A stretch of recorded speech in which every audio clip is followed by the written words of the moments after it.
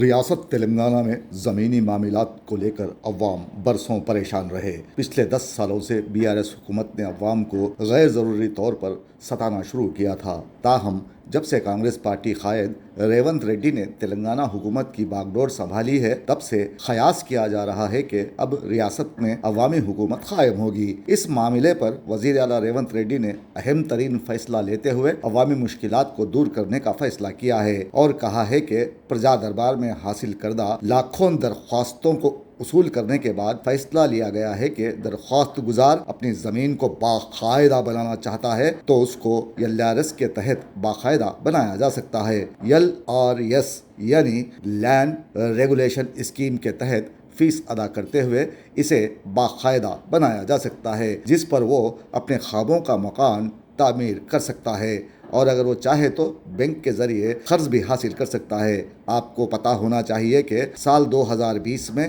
31 اگست سے 31 اکتوبر تک LRS scheme کے تحت درخواستیں حاصل کی گئی تھیں، جس میں حیدرآباد اور ریاست تلنگانہ کی دیگر بلدیات اور پنچایتوں سے 25,44,000 افراد نے درخواستیں داخل کی تھیں۔ چیف منسٹر ریونت ریڈی نے آج اہم ترین فیصلہ کرتے ہوئے کہا ہے کہ تمام عہدیدار وقف، سرکاری اور انڈومنٹ اراضیات کے علاوہ عدالت میں زیر دورہ اراضیات کو چھوڑ باقی تمام اراضیات کو باقاعدہ بنا سکتے ہیں۔ حکومت کے اس فیصلے سے 25 لاکھ کے علاوہ متوسط طبقے کے درخواست دہندگان کو فائدہ ہوگا۔ ریاست تلنگانہ میں یوں تو کانگریس حکومت اپنے وعدوں کی تکمیل میں لگی ہے، اب جبکہ ایسے افراد جو ابھی تک ایگریمنٹ کی ہوئی زمین یا پھر نوٹری کے مکان میں رہنے والے ہیں، انہیں اس اسکیم سے فائدہ ہو سکتا ہے اور اپنے مکان کو وہ باقاعدہ بنا سکتے ہیں۔